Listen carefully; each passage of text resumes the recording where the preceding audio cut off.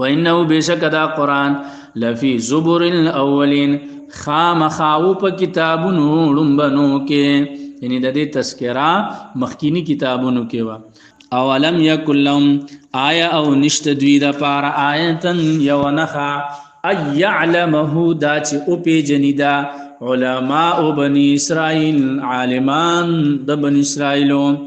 ولو نزلناه کچرم نازل کړي دا قران شریف على بعض الاعجمین په بعض جميعان باندې فقرأه بیا اغلستلی و دیلرا علیهم پدوی باندې ما کانو به مؤمنین نو دوی پدوی باندې ایمان وروړون کې.